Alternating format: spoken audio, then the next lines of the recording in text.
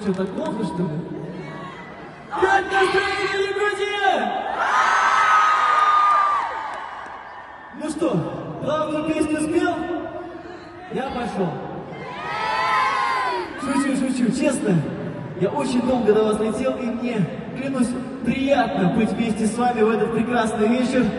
А вы рады меня видеть, ну-ка?